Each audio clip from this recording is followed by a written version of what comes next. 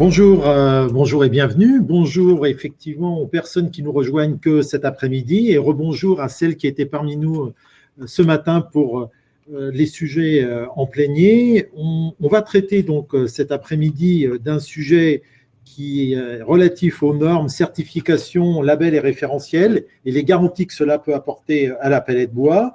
Donc, merci déjà à tous les participants qui sont effectivement avec nous. Et ce que je vous propose avant de démarrer, c'est un sondage qui va s'afficher à l'écran et dont je vous donnerai les résultats à l'issue des présentations des différents intervenants. Et on pourra effectivement le commenter avant de passer aux questions. En fait, je dirais ce sondage, il est très simple, c'est les certifications, normes, labels pour la palette bois, vous semble-t-il indispensable, inadaptées, trop nombreuses ou à réactualiser. Donc, je pense qu'avec ce sujet-là, c'est toujours des petits sondages très simples, mais en tout cas qui donnent une bonne ambiance et une bonne tendance par rapport effectivement au sujet. Alors maintenant, avant qu'on rentre effectivement directement dans le vif du sujet des différentes interventions, je vais vous redonner juste quelques éléments de contexte parce que c'est important par rapport à cet atelier. En fait, souvent, la question qu'on peut se poser, que les utilisateurs ou les acheteurs de palettes peuvent se poser, c'est comment se retrouver un peu dans ce maquis des normes référentielles de certification, certification de produits ou de services, marque collective de certification, label ou équivalent. En fait, la palette bois, bien évidemment, n'échappe pas à ces nouvelles garanties qui sont quand même des garanties réelles apportées aux produits. Et on va chercher dans cet atelier, effectivement, à apporter des réponses à plusieurs questions. Alors, quelles sont-elles, ces questions? Je dirais la première, c'est en quoi, je dirais, cette batterie d'outils permet de faire évoluer la filière. Ça, c'est un point important par rapport à notre filière bois et notre filière bois-palette. Comment sélectionner aussi celles qui, en fonction de nos attentes, de nos besoins, seront les plus efficientes? Est-ce que ces normes, certifications, labels, elles sont totalement transparentes, notamment pour un utilisateur ou un acheteur de palettes? Des points importants. Et puis, autre élément, c'est qu'il faut se projeter dans l'avenir. Vous avez bien vu le titre, je dirais, de cet atelier, c'est aussi Futuro-Palette. Donc, ces différents éléments, est-ce qu'ils vont être évolutifs dans le temps pour tenir compte des marchés? Donc, voilà un petit peu tous ces éléments. Et pourquoi aussi faut-il connaître les normes en tant qu'acheteur-utilisateur? Alors, pour répondre effectivement à ces différents éléments, j'aurai d'abord le plaisir d'accueillir successivement, et je vais vous les présenter très rapidement dans l'ordre d'intervention. On aura d'abord David Krupka, qui est le responsable du pôle IBM à l'AFNOR et que vous avez, je dirais, en haut à droite, en tout cas pour moi, sur mon écran, et qui interviendra en premier. Ensuite, nous aurons le plaisir d'écouter Paul-Emmanuel Huette, qui est le directeur de PEFC France. On le reconnaît en tout cas facilement par rapport au fond d'écran. Il nous plonge effectivement dans la forêt. Ensuite, on aura Monsieur André Gervais, qui est le président de GLF Bois. Et puis, nous aurons notre ami Paulo Verdasca, qui est administrateur du groupe Madeca Portugal, qui va se connecter un petit peu plus tard et qui va nous rejoindre. On est en train de résoudre juste ce petit problème de connexion. Alors, surtout, n'hésitez pas dès maintenant à poser vos questions dans le chat. On prendra un temps vraiment à la fin des interventions pour y répondre et vous aurez également donc les résultats du sondage, comme je vous l'ai dit tout à l'heure. Donc, dans un premier temps, moi, je vais passer la parole à M. Krupka. Simplement, je vais me permettre de vous présenter, David, de vous représenter. Ben voilà, notre ami Paulo Verdasca qui vient d'apparaître. Bonjour, Paulo. David Krupka, donc vous êtes responsable du pôle IBM Ingénierie, biens d'équipement et matériaux au sein de l'AFNOR. On a, je dirais, l'habitude de travailler ensemble, notamment sur la commission normalisation, la CN8, au niveau des emballages. Vous assurez donc au sein de l'AFNOR la supervision des activités de normalisation auprès de l'ISO et du CEN pour différents produits et entre autres les emballages, les peintures, les matériaux, les papiers et cartons. Et on a l'habitude effectivement de travailler avec vous sur tout ce qui concerne les palettes en bois. Voilà, David, je vous passe la parole pour que vous nous fassiez un petit peu cette présentation au niveau de la normalisation. Bonjour à tous, merci beaucoup de m'accueillir dans cette journée de réflexion sur la palette. Est-ce que vous pouvez me confirmer que vous m'entendez bien? Oui, oui, en tout cas pour nous, c'est Bon. parfait. Il n'y a pas de Et le souci. partage d'écran, vous voyez le PowerPoint? Parfait. Très bien. Eh bien, on y va, on est parti. Alors, je vais vous envoyer en orbite, justement, pour parler de normalisation et je vais élargir cette discussion aux relations, aux différences entre normalisation, certification et aussi label. Donc, en normalisation, donc, on développe un certain nombre de normes qui sont des documents de référence, des référentiels qui permettent en fait d'évaluer la conformité par rapport à ce document. Donc, on a différents types de normes. On a des méthodes d'essai pour favoriser la reproductibilité des essais et la comparaison des résultats, pour être sûr que tous les laboratoires, tous les évaluateurs travaillent de la même façon. Nous avons des normes plus spécifiques sur des niches, donc des normes produits qu'on peut retrouver. On a aussi des normes sur le recyclage, pour la seconde vie des matériaux, des produits et des composants. Nous avons des normes plus fondamentales comme des normes de système de désignation qui permettent de clarifier le marché. Nous avons des normes sur les conditions de livraison pour garantir la qualité des commandes et en particulier régler les litiges entre fournisseurs et clients. Nous avons aussi des normes d'analyse chimique qui nous concernent un peu moins. Nous avons des normes plus transversales qui correspondent un peu aux évolutions de notre société contemporaine, comme les normes responsabilité sociétale et environnementale. Donc, l'ensemble de ces normes, en fait, qui se font au sein de commissions de normalisation, reposent sur 4 principes. L'innovation, les échanges. On est là pour participer à la fluidation des échanges au niveau national et international sur un principe de transparence, selon certaines règles, mais tout le monde peut rejoindre une commission de normalisation et s'exprimer, et aussi donc avec une idée de management, donc d'adéquation des ressources par rapport aux besoins identifiés. Alors, pour les emballages, vous l'avez fort bien évoqué, Patrice, en introduction, eh bien, en fait, nous avons une commission de normalisation, la commission AFNOR H08, qui est sur les emballages, où participent les acteurs français du secteur. Ce sont des fabricants d'emballages et de matériaux, des conditionneurs, des laboratoires, qui effectivement s'impliquent très fortement dans les travaux de normalisation, et on le verra en détail un peu plus loin. Donc, l'idée, c'est quoi? C'est de développer donc des normes, des référentiels, qui sont des points de repère pour justement définir des exigences de performance, prendre en compte l'environnement, mais aussi voir les éléments relatifs au transport de marchandises dangereuses ou bien au management de l'hygiène.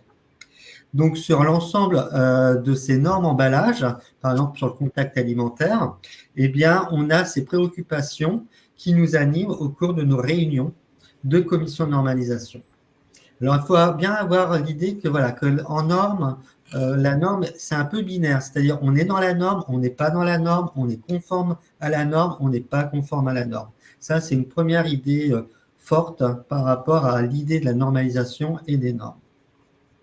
Alors, la France est très fortement présente au niveau européen parce qu'en fait, vous avez des comités techniques européens qui sont attribués à des pays et nous avons la chance, nous Français, d'être en charge de présider le comité TC 261 emballage qui a déjà publié plus de 250 normes depuis sa création.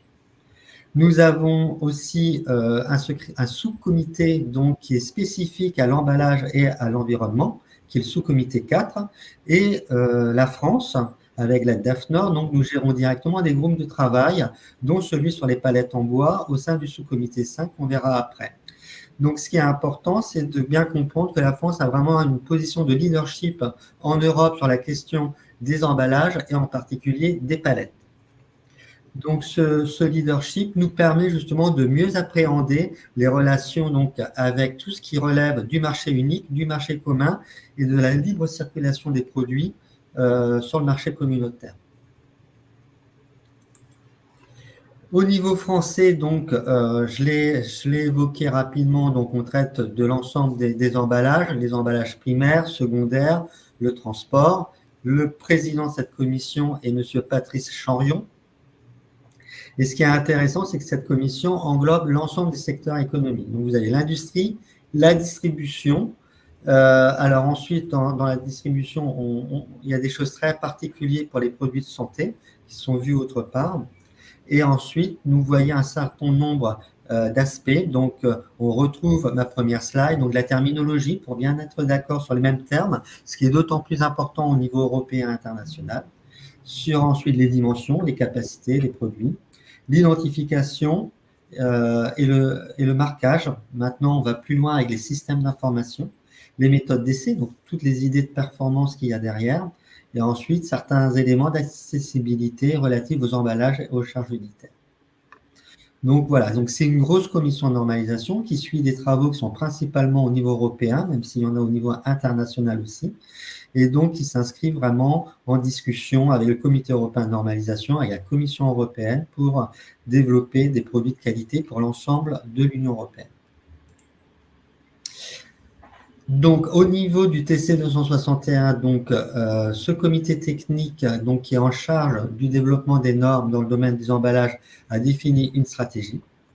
Et donc, il intervient sur les dossiers à très forts enjeux politiques et économiques avec la Commission européenne. Et là-dessus, la France a un fort leadership, comme vous l'avez compris, en particulier par la présidence du sous-comité 4 et le sous-comité 5 qui a été confié à nos amis anglais. Si vous voulez, on pourra parler Brexit. Qui sont en charge des emballages primaires et de transport. Et c'est dans ce sous-comité 5 qu'il y a donc les palettes qui sont normalisées.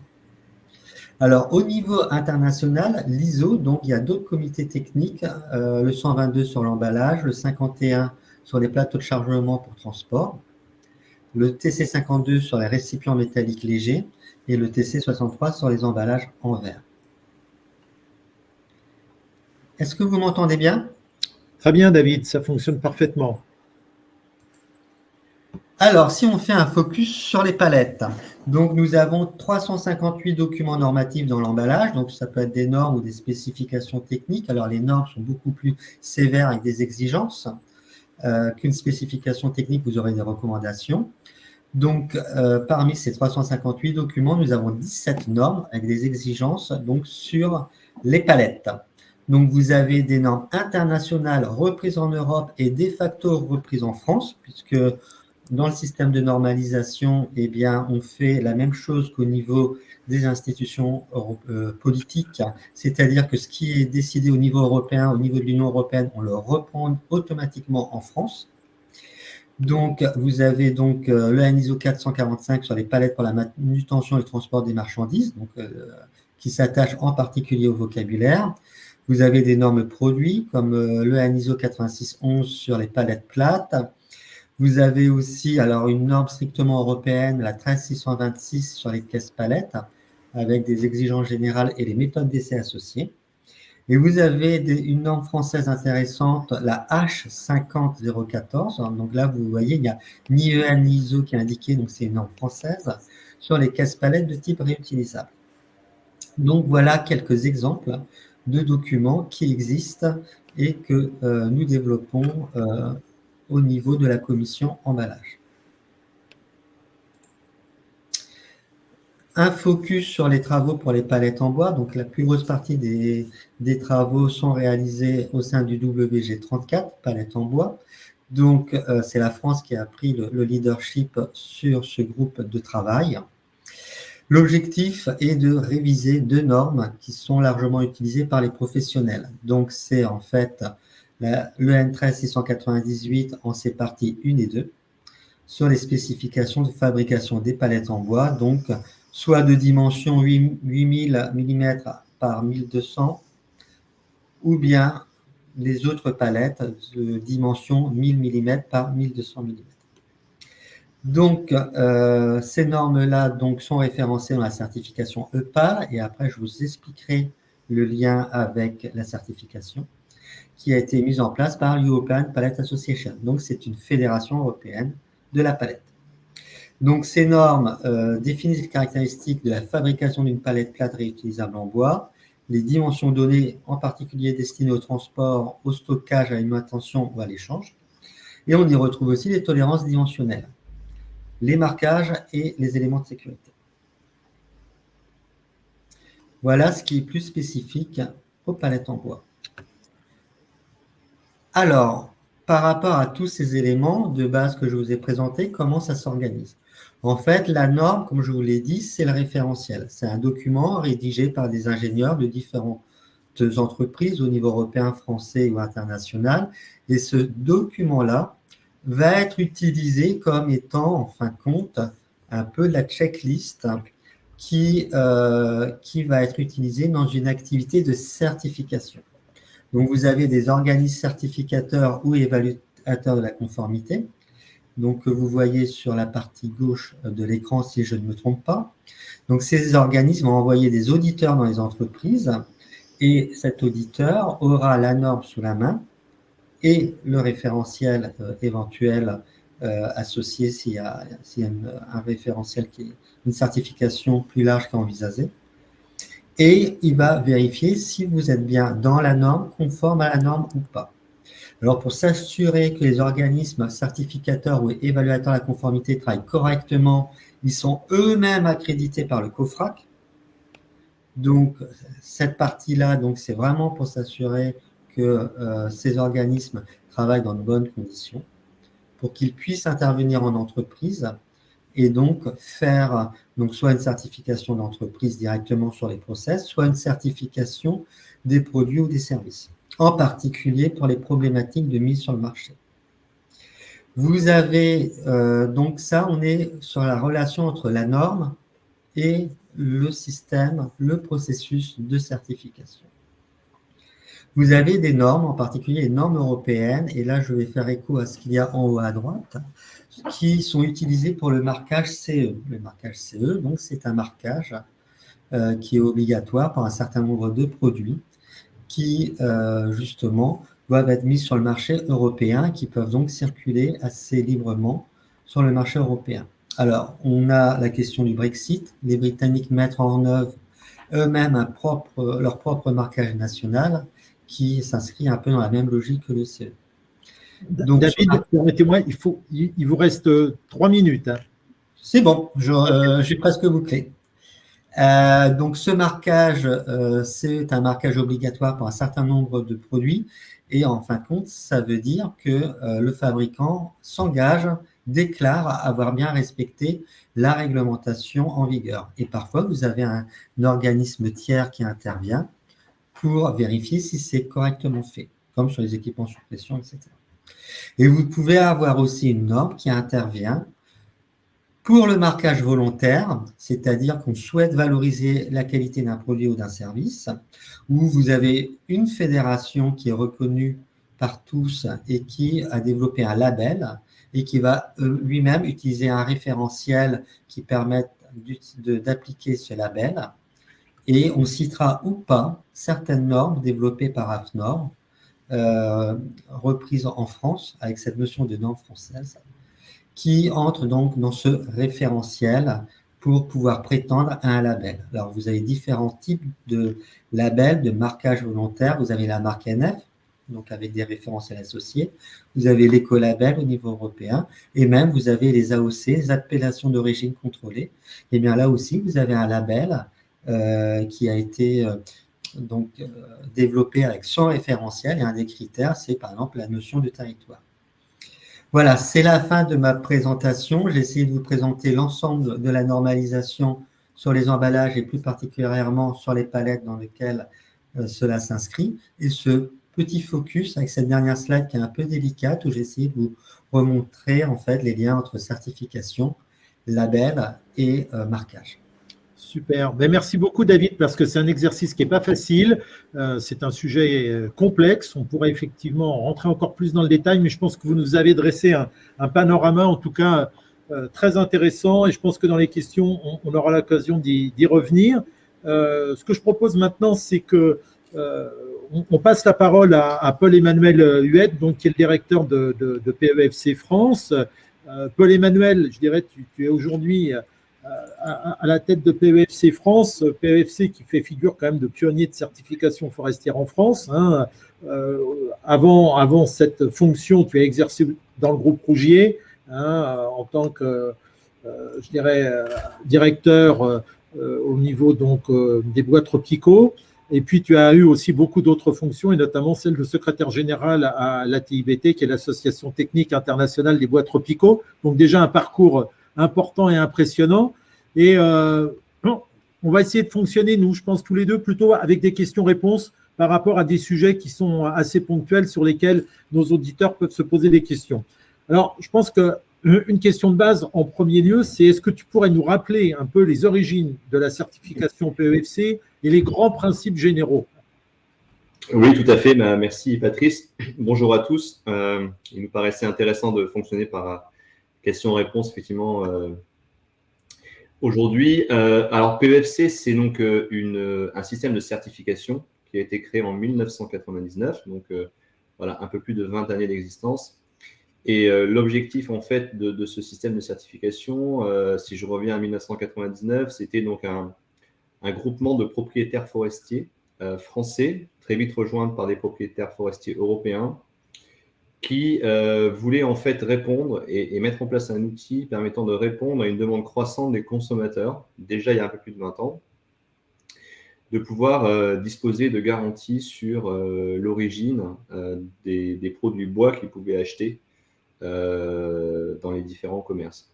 Et donc, PEFC est né de cette initiative de ces propriétaires forestiers privés. Et ensuite, le système s'est structuré avec un tour de table avec des propriétaires privés, des associations environnementales, des consommateurs, des entreprises, des opérateurs scientifiques, voilà, etc.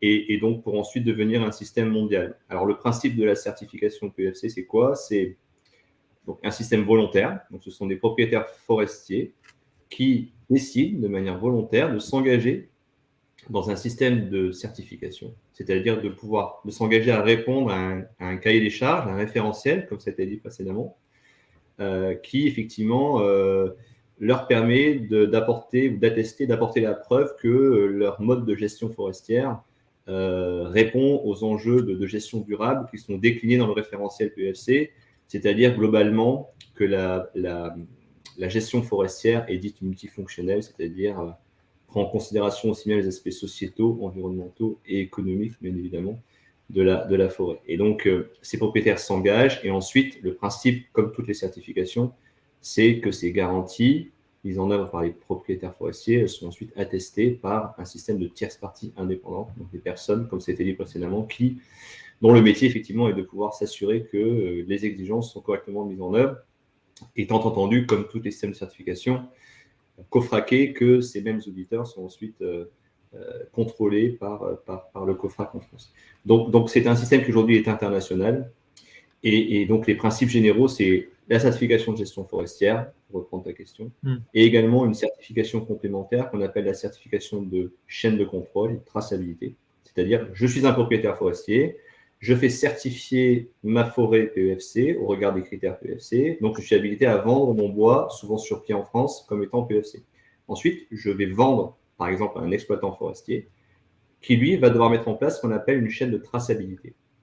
Et ensuite, chaque entreprise qui va acheter, transformer et revendre la matière bois jusqu'au consommateur final va devoir mettre en place cette chaîne de traçabilité. Et donc, c'est cette chaîne ininterrompue d'acteurs qui permet qu'au final, un produit puisse être labellisé PEFC. D'accord. En fait, tu as répondu en même temps un peu aux enjeux pour les entreprises, je dirais, à travers ton exposé sur cette première. Pas complètement. Ouais. Pas complètement, donc peut-être que tu as des enjeux complémentaires, parce que ce qui est important pour un utilisateur et un acheteur, c'est de savoir effectivement quelles garanties, qu'est-ce que ça leur apporte en plus, quels enjeux. Est-ce que tu peux compléter un petit peu? Complètement. Oui, je voulais justement compléter par d'autres aspects que les principes un peu de base du fonctionnement que je vous ai évoqués tout à l'heure.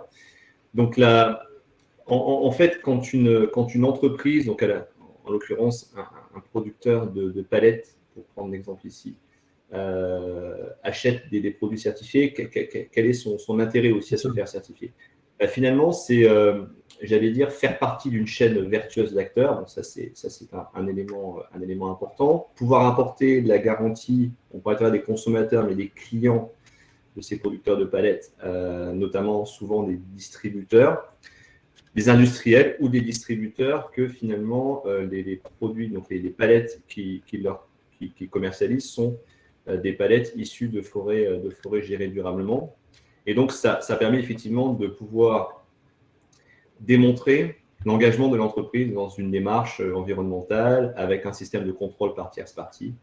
Voilà. Et donc, je dirais, pour synthétiser, c'est sécuriser ses approvisionnements, répondre à un enjeu de gestion durable et c'est quand même important, me semble-t-il, mais on aura peut-être l'occasion d'en parler après, c'est aussi s'ouvrir l'accès à des marchés ou en tout cas empêcher que certains marchés ne soient que aux mains de certains concurrents. J'en veux pour preuve, mais ça, c'est les retours qu'on a et ça serait intéressant d'avoir des témoignages aussi d'acteurs industriels. Aujourd'hui, le secteur de la distribution, par exemple, demande de plus en plus dans ses politiques RSE, et pareil pour les industriels, à pouvoir disposer de produits bois avec des garanties. Et donc, clairement, l'engagement de ces acteurs, de ces entreprises dans la production de palettes, permet justement de pouvoir aussi accéder à des marchés qui sont de plus en plus demandeurs en tant que prescripteurs de ces produits certifiés, là où certains concurrents qui ne l'auraient pas fait auraient peut-être des accès moins facilités à ces marchés. Ok. Donc, et alors, parce que c'est toujours important aussi pour nos auditeurs, est-ce que tu peux nous donner quelques chiffres ou quelques éléments clés qui permettent un peu de mesurer l'importance de PEFC en France notamment? Est-ce que tu as 2-3 éléments? Oui, tout à fait. Alors, sinon, juste un zoom déjà mondial. Donc, PEFC aujourd'hui, c'est le plus grand système de certification en termes de surface certifiée. Donc, c'est un peu plus de 330 millions d'hectares qui sont certifiés PEFC à l'échelle internationale. Si je fais un zoom en France, c'est un peu plus de 8 millions d'hectares, dont 5 500 000 en France. Au-delà des chiffres, ce qui me paraît important de retenir, et ce qui est très parlant, c'est qu'aujourd'hui, un tiers de la surface forestière métropolitaine, si j'exclus les dom-toms, est certifié PEFC. D'accord. Ça, c'est en surface. Et si je regarde maintenant en termes de production, c'est des chiffres importants. Ça varie très légèrement en fonction des années, mais de manière générale et en moyenne, 2 mètres cubes sur 3 qui sortent des forêts françaises de métropole aujourd'hui sont certifiés PEFC. D'accord. 2 mètres cubes sur 3, donc c'est quand même important. Et c'est important de le souligner parce qu'effectivement, aujourd'hui, il y a une vraie disponibilité de matières certifiées. Ça, c'est sur la partie forêt et sur la partie entreprise, parce que je parlais des certifications complémentaires. On a aujourd'hui un peu plus de 3000 entreprises, tout secteur confondu, exploitants forestiers, première transformation, deuxième transformation, troisième transformation, depuis le secteur de la pâte à papier, la palette, les parquets, la construction bois, le packaging, etc. Donc, c'est un peu plus de 3000 entreprises. Et donc, c'est effectivement, et ça continue toujours à augmenter, alors de manière effectivement plus mesurée que dans les premières années, parce qu'on est sur des marchés qui commencent à devenir assez matures. Mais voilà, c'est quand même important. Et je terminerai en disant qu'en termes de chiffres, aujourd'hui, on a ce qu'on appelle les contrats de distribution, des contrats de communication qu'on signe avec toutes les grandes enseignes de distribution, dont je parlais tout à l'heure, qui sont des vrais prescripteurs aussi, en bout de chaîne souvent. Ils ne sont pas plus importants que les autres, mais c'est vrai qu'ils ont un vrai rôle de prescription. Et ces acteurs-là, aujourd'hui, on a plus de 70 contrats signés avec ces acteurs de la distribution en France. D'accord. Alors, j'aurais aussi une question un peu basique, mais qui a son importance. C'est comment un fabricant de palettes certifiées PEFC peut-il prouver que les palettes qu'il commercialise sont bien PEFC? Parce que souvent, je veux dire, on sait malheureusement que certaines personnes peuvent prendre certaines, je dirais, latitudes un peu larges par rapport à ça, et il est important de pouvoir avoir des éléments de preuve. Oui, alors, ce qui est important, sans rentrer trop dans les détails techniques, aujourd'hui, donc la certification de traçabilité, de chaîne de contrôle qui est mise en place par notamment des producteurs, des fabricants de palettes, c'est, sans rentrer dans le détail des exigences techniques, c'est pouvoir maîtriser ces flux, c'est-à-dire pouvoir à tout moment effectivement savoir précisément quels sont les flux entrants de matières certifiées. Ensuite, pouvoir aussi, au sein de son propre process industriel, savoir dissocier les flux de matières certifiées des flux de matières non certifiées et de pouvoir à tout moment aussi, justement, contrôler les flux sortants. C'est-à-dire aussi, notamment, pas que, mais notamment vérifier les fameux équilibres de matières et surtout ne pouvoir pas pouvoir vendre plus de matières certifiées, bien évidemment, qu'on en a acheté. Ça, c'est un peu les principes de base. Il y a toute une série d'autres exigences associées, mais c'est vraiment les principes de base de la traçabilité. Et ce qui est important, et j'en profite en termes de message, c'est qu'aujourd'hui, comment est-ce qu'un opérateur industriel certifié peut démontrer que ces palettes, en l'occurrence là, sont certifiées?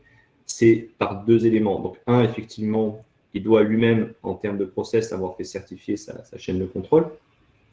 Mais ça ne suffit pas. Si effectivement qu'il puisse être en mesure d'apporter la preuve que le produit qu'il commercialise sur la facture, à la ligne, sur les palettes qu'il commercialise, sont certifiés PEFC. Et c'est bien cette double condition, on va dire, certification du process et des produits, qui permet à un client de s'assurer que les produits sont certifiés. Ça, c'est vraiment important parce que souvent, malheureusement, et c'est aussi un effort additionnel que nous, on doit faire au niveau de PEFC, comme tous les acteurs engagés, c'est le client se contente, ou le distributeur se contente de pouvoir vérifier sur la base de PEFC que l'industriel est certifié. D'accord. C'est une condition nécessaire, mais pas suffisante. Il faut que les produits aussi facturés soient bien certifiés. D'accord. Alors, Paul-Emmanuel, comme on est juste pris par le temps, mais une dernière question. Moi, j'aimerais bien avoir un petit peu ta vision au niveau de l'Europe. Tu es souvent en contact avec la Fédération européenne des fabricants de palettes en bois, la FEPEP. Et est-ce que tu as des échanges avec eux? Est-ce que tu peux nous faire part un petit peu de leur position par rapport à la certification forestière pour la fabrication et le reconditionnement des palettes en bois? C'est quoi la tendance? La tendance, pour être très, très droite au but, je vais dire, c'est clairement la tendance qu'on voit un peu dans tous les secteurs d'activité. C'est une tendance à apporter plus de garanties, plus de preuves au niveau des clients. Et donc, ça va vraiment dans le sens de donc la FFPEP qui s'est positionnée encore récemment sur un approvisionnement à 100% en bois certifié selon différents standards existants, comme PEFC, bien évidemment. Et quand on voit effectivement le poids de PEFC dans les différents pays européens, c'est souvent effectivement associé à la certification PEFC. Et cet engagement ou cette position, elle est très forte. Et nous, on le voit dans nos autres pays dans lesquels on est au niveau de PEFC en Europe. On ressent effectivement ce dynamisme tiré par la FFPEB qui se relaye ensuite sur les différents pays et les fabricants dans les différents pays européens notamment. Très bien. Merci Paul-Emmanuel. On verra après tout à l'heure s'il y a des questions complémentaires. Je pense que tu nous as fait un bon panorama. Maintenant, on va rentrer le côté aussi un peu plus terrain, quotidien, fabrication notamment, avec André Gervais, qui est le président donc, de GLF Bois. André, vous êtes donc président de la société GLF Bois, alors une entreprise familiale en Haute-Savoie. Vous êtes fabricant de palettes. Vous produisez de l'ordre de 7000 palettes par jour. Vous connaissez bien la question des normes, la question de PEFC. Vous êtes membre de la commission CN8 des emballages aussi à la FNOR et puis membre de la commission palette du CIPAL. Je veux dire, André, je vous laisse la parole. Vous allez nous parler un petit peu de tout ce qui est cette présentation des attentes et des besoins des clients et de quelle façon on peut les aborder, notamment avec tout ce qui est normes, référentiels et certifications. Je vous passe la parole, André. Bien, bonjour à tous et à toutes. Vous m'entendez? Oui, très bien, monsieur Gervais. Très bien. Donc, pour cette présentation, je suis parti sur la base des principaux scénarios de fonctionnement des acheteurs de palettes.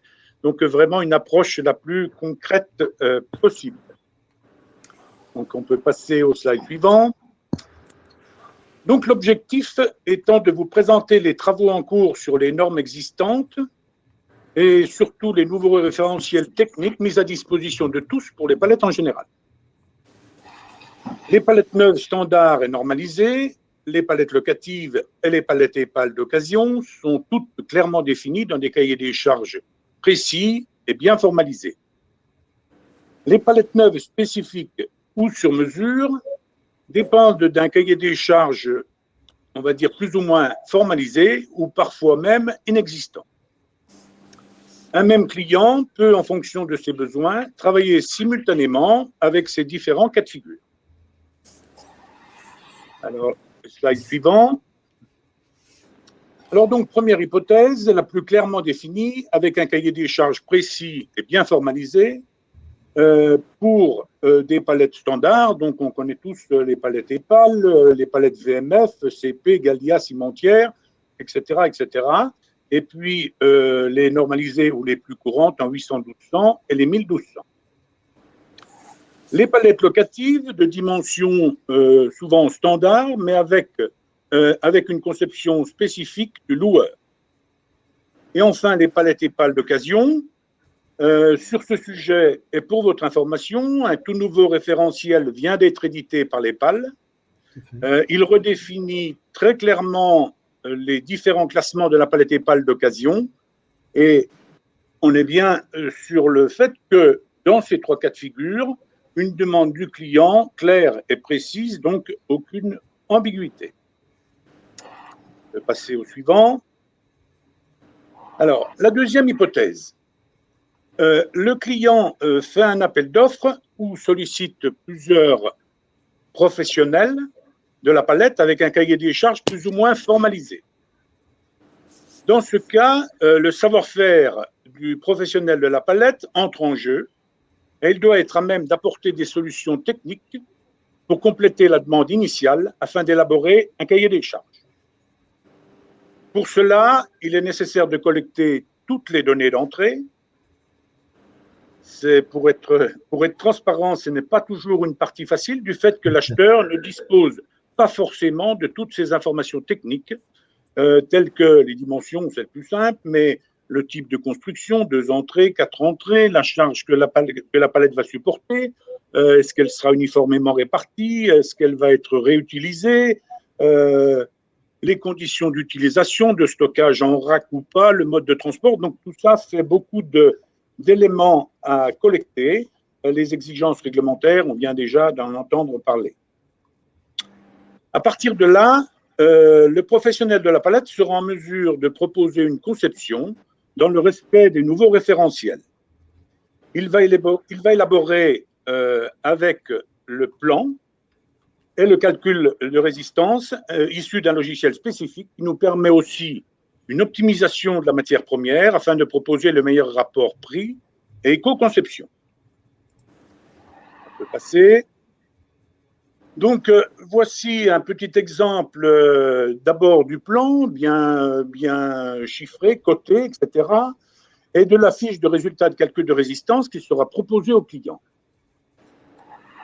Alors, le plan, on a vu, mais sur la droite, la fiche de résultat de calcul de résistance pour les différents cas d'utilisation retenus. Donc, lorsque la palette est posée au sol, lorsqu'elle est, par exemple, sur les fourches d'un engin, on peut même simuler l'écartement des fourches. Si elle fonctionne sur des convoyeurs, quels sont les entraxes des rouleaux, sur des racks de stockage, etc., etc. Donc, ce logiciel spécifique, unique en Europe, donc de conception française, il faut quand même le préciser, il s'appelle Palette Express, nous permet de remettre au client un document de ce type pour chaque conception de palette proposée ou retenue. Alors, cet outil correspond à une grande avancée technologique de ces dernières années dans notre métier. Il nous permet surtout d'apporter au client la preuve d'une conception de palette bien adaptée à ses besoins et apte à supporter les contraintes établies dans les données d'entrée. Alors certes, il faut que je dise, ce logiciel mérite encore d'évoluer parce qu'on demande toujours plus d'infos. Un petit exemple pour simuler ça, la même palette, deux palettes identiques, on pourrait dire, sera beaucoup plus résistante si elle supporte une charge compacte et rigide que si elle supporte, par exemple, un big bag de poudre. Et dans ce cas précis, le logiciel ne sait pas encore calculer et faire la différence. Il sera donc toujours nécessaire, dans un deuxième temps, de valider la conception retenue par des essais réels en vraie grandeur et dans toutes les conditions d'utilisation spécifiques. André, si je peux me permettre, oui. Il faut accélérer un tout petit peu parce qu'on a encore notre ami Paolo Verdasca derrière. Oui, et, ça va aller vite. Donc, voici donc maintenant les principales normes en vigueur et surtout les documentations techniques et référentiels récents, désormais à notre disposition à tous. Vous pourrez retrouver ces éléments sur le site de l'FNB, suivant l'adresse indiquée ci-dessous. Alors, les normes, écoutez, je crois que je ne vais déjà pas revenir sur les normes puisqu'on a eu une explication bien meilleure que celle que j'aurais pu donner.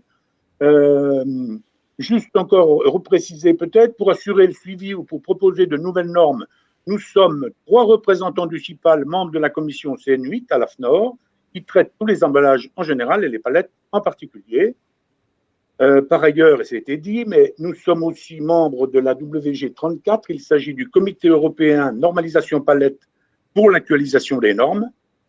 Ce comité vient d'être réactivé à la demande de la France avec pour objectif prioritaire de travailler la cohérence des tolérances dimensionnelles indiquées dans les normes afin qu'elles s'accordent mieux avec la réalité industrielle et qu'elles soient, si possible, plus cohérentes entre elles. Voilà pour ce sujet.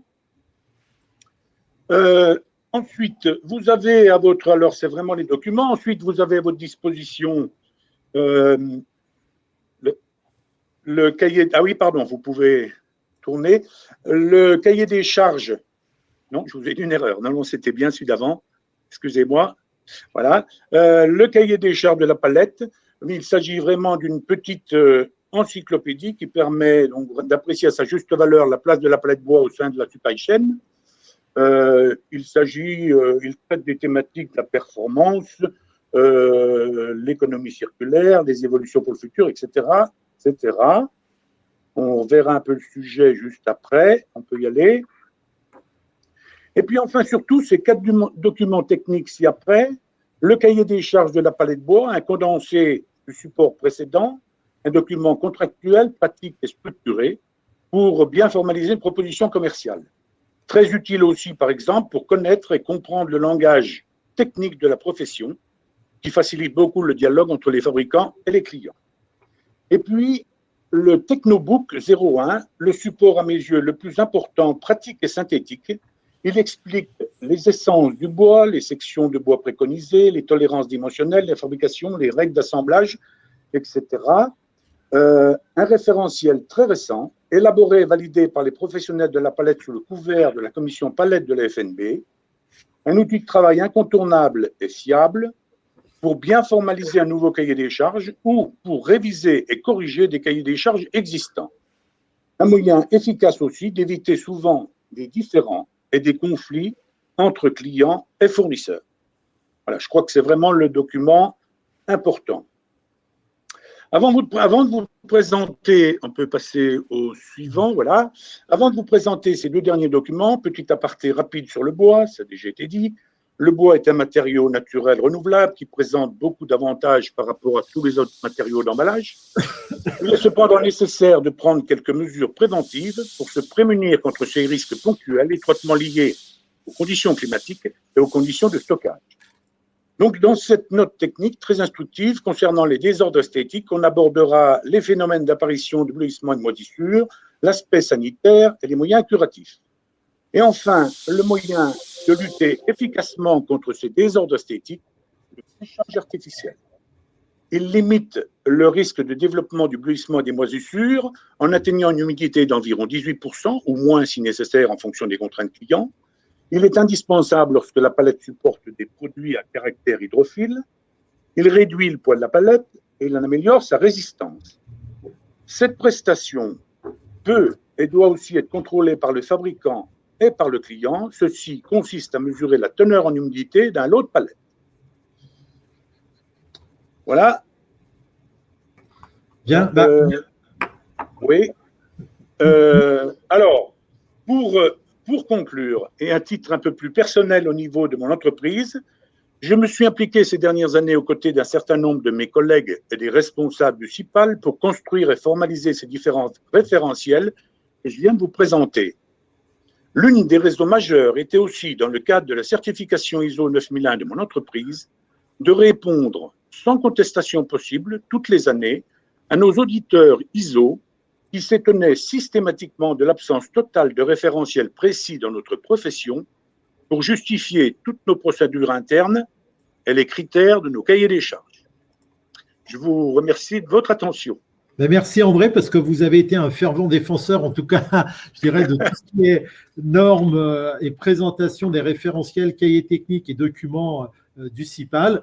Je vais passer maintenant la parole, si Paolo nous entend, notre ami Paolo Verdasca, qui nous vient du Portugal. Il faut que tu débloques ton micro, Paolo. Voilà, alors pendant que tu déploies ton micro, je voulais dire que tu étais administrateur donc, du groupe Madeca, qui est quand même l'un des plus importants fabricants de palettes au Portugal, mais tu es surtout aussi, et tu as été pendant plusieurs années président de la Fédération européenne des fabricants de palettes.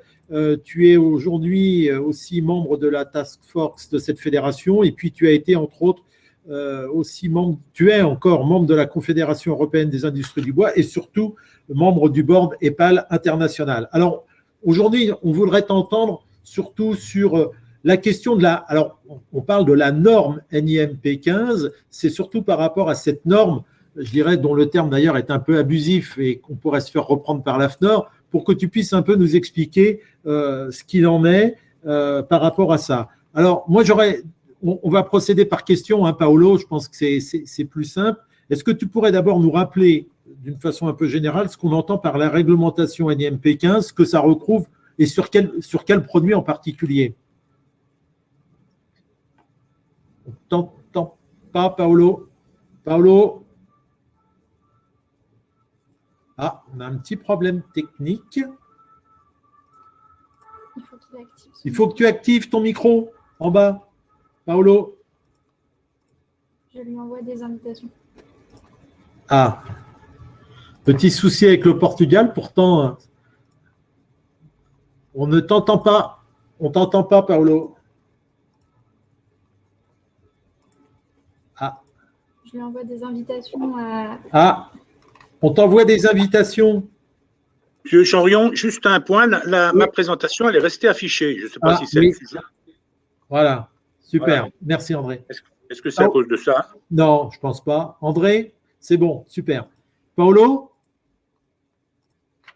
Je vais lui écrire peut-être un mot. Excusez-nous, en tout cas, vous voyez que c'est les joies du direct, mais Portugal est pourtant pas si éloigné de nous, mais bon. Désolé, Paolo, on ne t'entend pas. Alors, ce que je peux faire en attendant, Alexandre est en train de gérer, de t'envoyer des SMS. Ce que je peux faire en attendant, c'est vous donner les résultats du sondage. Vous vous souvenez, on vous avait posé la question, les certifications, normes, labels pour la palette bois vous semble-t-il indispensables à réactualiser, trop nombreux, inadaptés? Alors, bonne nouvelle, en tout cas, personne n'a répondu inadapté. Par contre, on a 47% ont répondu indispensable, 47% à réactualiser et 7% trop nombreux. Je pense que ça reflète assez bien la tendance générale qu'on a au niveau de la population française. Et Paolo, ça fonctionne? Oui, ça Oui, fonctionne maintenant. magnifique. Ah oui, merci. Magnifique, Paolo. Magnifique. Mais j'avais un très mauvais souci d'activer mon micro. Avant tout, je pardonne pour tous ces mauvais soucis pour vous joindre. Mais je ne sais pas, à chaque fois que je fais une conférence, j'en ai un nouvel logiciel pour travailler. Donc, ça donne très compliqué. À la fin, les Français, ils trouvent toujours un nouveau logiciel pour qu'on utilise. Mais de toute façon, tu peux répéter ta question parce oui, que Paolo. Bien sûr, ma question, c'était, pendant que tu ne nous entendais pas, je t'ai présenté, hein, donc t'inquiète pas, les auditeurs savent qui tu es. Est-ce que tu pourrais nous rappeler succinctement ce qu'on entend par la réglementation NIMP 15 et ce que ça recouvre notamment, quel produit en particulier? Pardon, je n'ai pas entendu. Est-ce que tu peux nous rappeler, je dirais rapidement, ce qu'est la réglementation NIMP 15 et ce que ça recouvre au niveau des produits en particulier? Ça s'applique à quel type de produit? Oui, mais comme tout le monde le connaît, l'NIMP 15, c'est le passeport pour les palettes pour rouler dans le monde entier. Il est accepté dans tous les pays, donc c'est vraiment le plus important, disons, service rendu aujourd'hui à l'industrie de la palette par la FAO pour garantir la libre circulation des produits en bois. Et donc, ça, c'est très, très important pour notre activité. Et ça a été, dans les dernières 20 années, ça a été un des plus beaux soucis de tout le secteur de la palette et de l'emballage en bois, pour garantir la libre circulation et acceptation par plusieurs pays. Donc, tous les pays qui sont souscripteurs de la norme, ils acceptent les traitements et ça nous aide à utiliser beaucoup moins de papier, de tous Bien les sûr. trucs qui sont autour des emballages et donne des garanties, surtout à l'utilisateur, que nous ne vont pas avec ce qui a été la globalité du marché. Ça va garantir la libre circulation D'accord. des paquets en bois. Et alors là aussi, puisque le thème c'est quand même référentiel, normes, certification, on est bien d'accord que, je dirais, tout est encadré par un référentiel précis qui donne des obligations aux fabricants ou aux reconditionneurs pour suivre un traitement. Ce qui est important, c'est que c'est une opération qui est surveillée, entre guillemets. C'est bien ça. Oui, ils sont surveillés. C'est surtout de donner une garantie, disons, à chaque pays qui fait d'importation, qui fait de l'exportation, de garantir que les emballages sont d'accord, tout ce qui est problème, disons, pardon que j'ai un peu raté le mot en français. Phytosanitaire. Depuis des années que je ne parle pas assez français comme je voulais, et donc parfois j'ai le mot en anglais, je n'ai pas le mot en français maintenant. Mais alors, ce qui est important, Paolo, c'est que… Phytosanitaire. Phytosanitaire, Pardon. voilà, c'est ça. Aujourd'hui, ce qu'on entend quand même, c'est que il y a quand même de la fraude aujourd'hui au niveau international. Il y a de la fraude aujourd'hui au niveau international. Est-ce que selon toi, selon les pays, les moyens, je dirais, de vérification, alors que ce soit des moyens gouvernementaux ou des organismes de certification, est-ce que le travail est bien fait? Est-ce que c'est sécurisant? Et que demain, est-ce qu'on n'a pas de risque d'infestation, je dirais, d'insectes dans les forêts d'autres pays? Est-ce qu'aujourd'hui, c'est sous contrôle?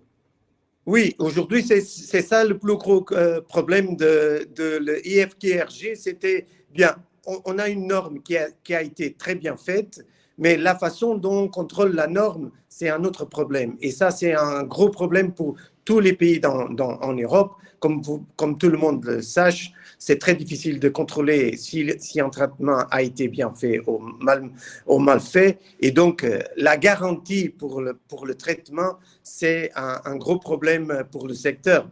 Mais vis-à-vis de tout ce qui en a été fait, par exemple au Portugal, qu'on a eu les problèmes de nématodes il y a 12 ans, Ouais. 13 ans. Et donc, tout le souci qu'on a eu pour faire le contrôle, un propre contrôle, je crois qu'aujourd'hui, on peut donner une certaine garantie, mais une garantie à 100%, c'est toujours très difficile. C'est comme rouler dans la rue. Bien sûr. Dans Et les est-ce que tu penses on a une limite de vélocité, mais il y a toujours quelqu'un qui le prenne plus vite. Donc, c'est un peu le même problème sur les traitements et la façon dont on fait les contrôles. Mais de plus en plus, les contrôles sont plus bien faits et plus, disons, homogènes dans toute l'Europe, je crois.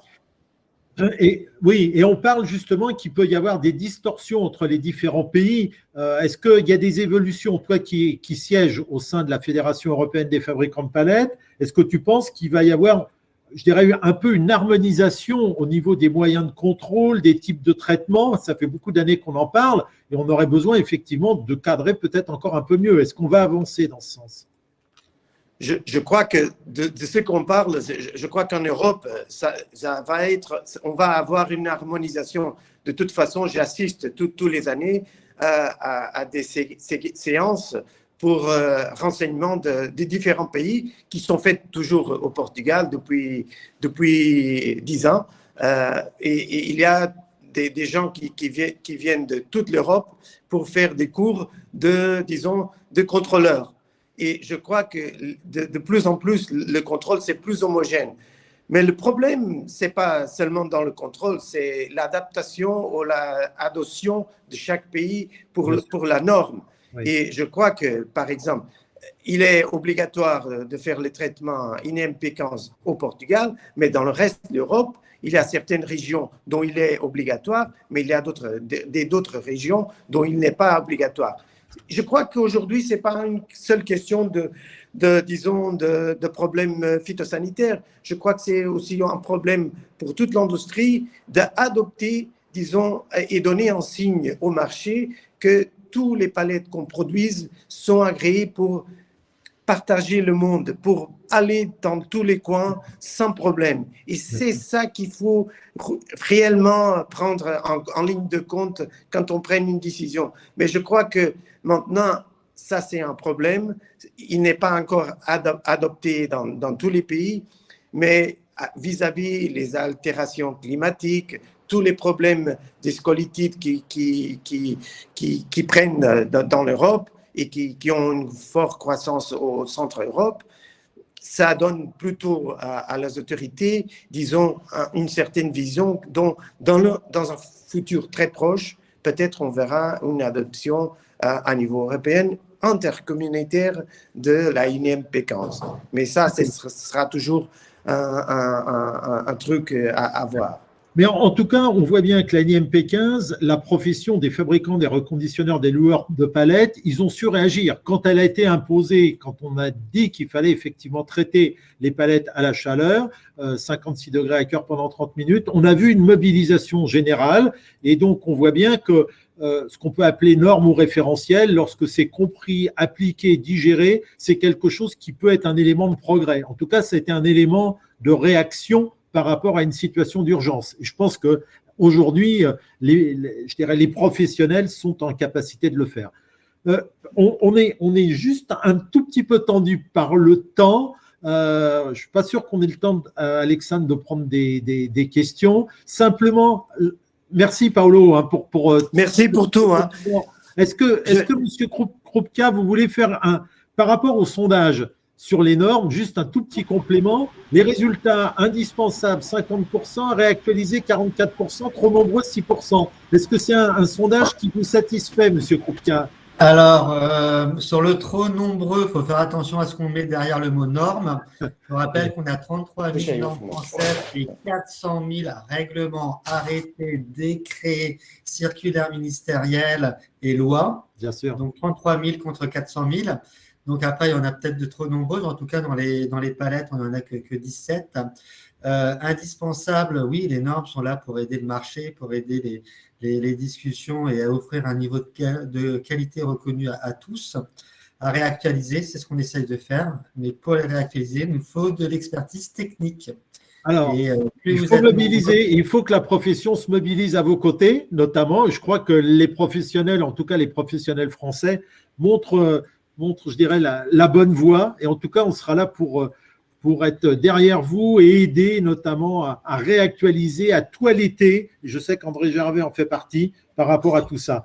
Je suis désolé, il faut qu'on rende l'antenne. On va avoir maintenant un petit temps de pause. Merci pour tous ces échanges. La présentation, ce qui est important pour les auditeurs, c'est que les présentations et le replay de cet atelier seront disponibles dès la semaine prochaine. Donc, vous recevrez un mail par rapport à ça. Ce qui est important, vous pourrez effectivement le réutiliser.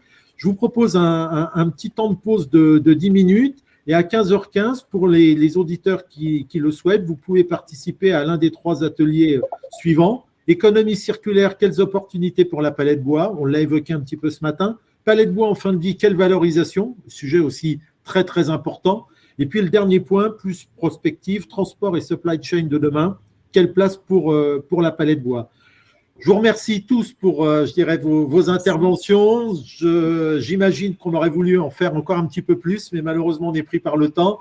Et puis, je vous souhaite une bonne pause et puis peut-être à tout à l'heure pour l'atelier suivant. Merci à tous. Merci à tous. Au revoir. Merci, au revoir.